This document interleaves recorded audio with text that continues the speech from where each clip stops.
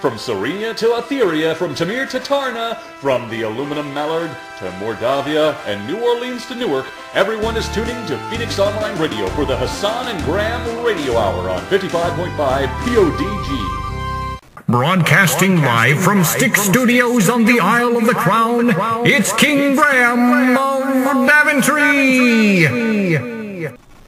Hello, loyal listeners. I'm Captain Hassan here in the studio.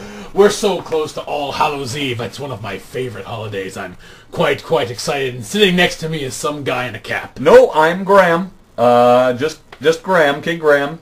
Oh, I thought it was one of the children getting an early start on the holiday. Well, it is quite a popular costume. I do see quite a lot of Daventry children dressed up like me in the holidays. That's true. Yeah. Second only to Pirate.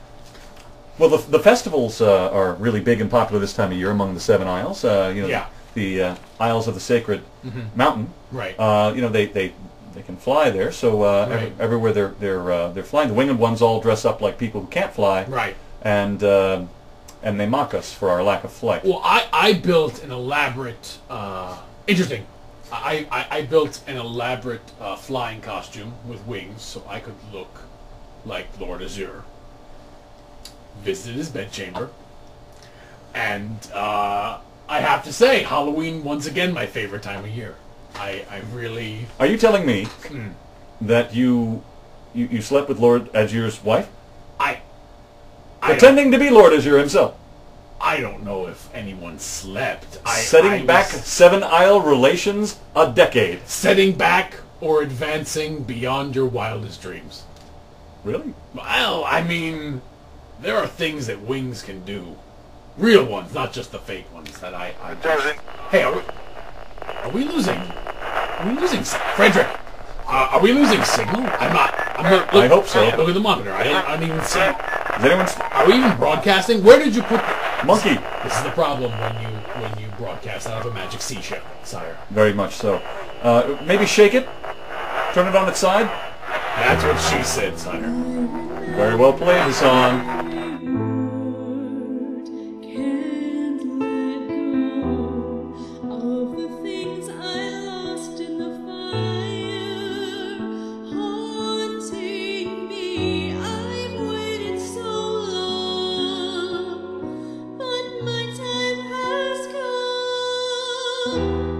This is not a fairy tale.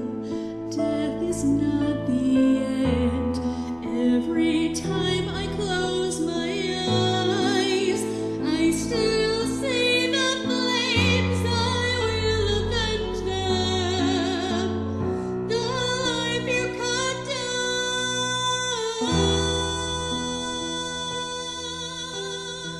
No more crying. This is Katie Hallahan, Public Relations Director, and you're listening to 91.1 FBIR. Welcome back. You're listening to FBIR 91.1. Normally, on this show, we discuss the most wanted criminals on the local and national level. Today, however, we are lucky to have with us two special guests. I would like to introduce Agent Erica Reed and her longtime partner, John McCoy.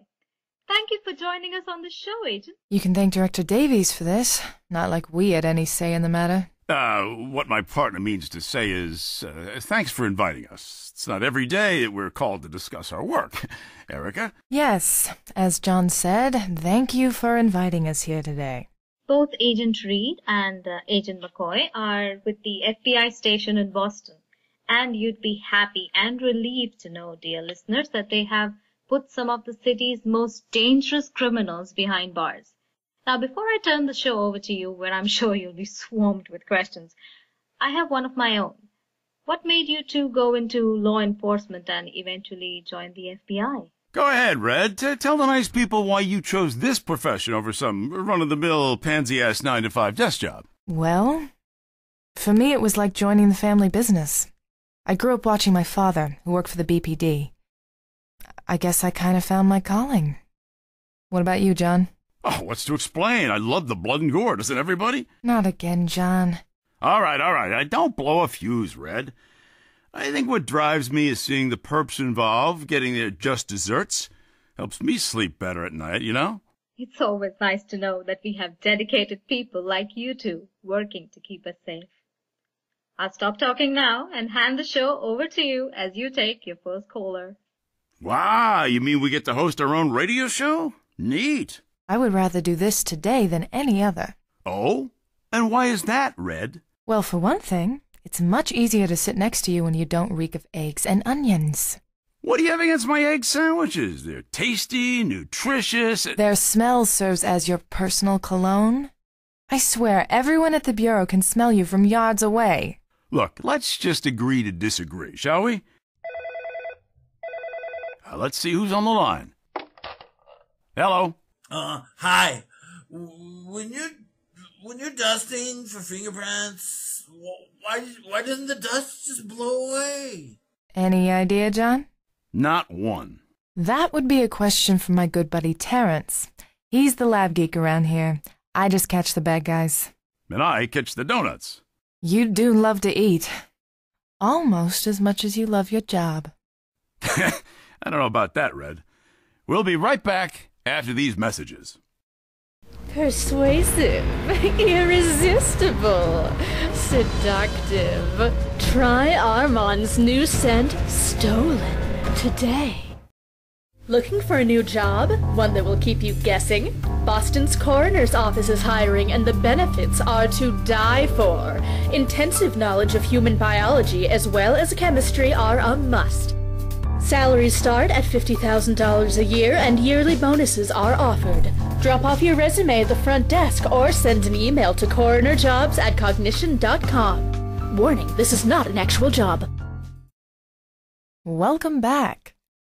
You know, John, I'm kind of surprised to hear the job ad for the coroner's office. I know what you mean. With all the cutbacks that we've had in the agency, it's strange to find that they're still hiring. Well, Gallagher has been looking for a new assistant since they let Susie go. If there is anyone more persistent than Davies, it's Gallagher. You're right about that. Look at that. I guess all those blinking lights mean that we have calls waiting to be answered. Let's go with line 2 this time. Hi, Erica.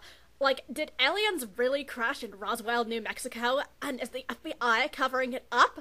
Inquiring minds want to know. Even if I did know, I wouldn't answer that. I don't subscribe to conspiracy theories. Martians, lots of them. Oh, please. Hey, you ask a dumb question, you're going to get a dumb answer. Okay, let's get on to our next caller, shall we? Hi, my name's Cookie, and I was wondering, is there any office romances? Certainly not. Except for you and Sully, of course. I wouldn't call what we have together romantic. Oh, but you're so cute together. Let's just drop it. Dropped. Well, Red, it's that time of the year again. And what time is that? Halloween, baby. I don't like Halloween. Hate it, actually. Why? I just don't like it, that's all. But why? I just don't. Halloween is the craziest night of any cop's year. You wouldn't believe the stuff people get into. Yeah, but then there's all the free candy. What are you, 12? All right, then. Next caller. Why is it when I call 911, the fire department's usually the first to show up? Is that a trick question? Firefighters are usually well trained to handle emergencies involving both properties and casualties. Wow, John. That sounded very intellectual indeed. Especially coming from you. Thanks. Hey! Sorry, couldn't resist. Hello, this question is for John. What is your favorite weapon to use? A rocket launcher. It's like sitting next to a 6-year-old. Hey, at least we're having some fun, right, Red? Right. I think we should go to the next caller on the line. Hello? So, do any of these cases ever touch you emotionally? I swear when I get my hands on that. We prefer not to answer that. Next question, please. Would the Boston FBI department be willing to work with a superhero if one were to come? I don't work well with others. I doubt some creep in a costume would change my mind. Anyone who could give me some pad thai right about now would be my hero. You're saying I'd be your hero in exchange for food? Depends if you've got any. Pad thai, that is. So, what are these visions like that you have? Do they hurt? It's just something I can do. It's hard to explain it. I just touch something and it happens. She definitely has some good insight. You know when you daydream, you can see a vision? It's a lot like that, but more intense. I bet you couldn't have dreamed up this next commercial. Ugh.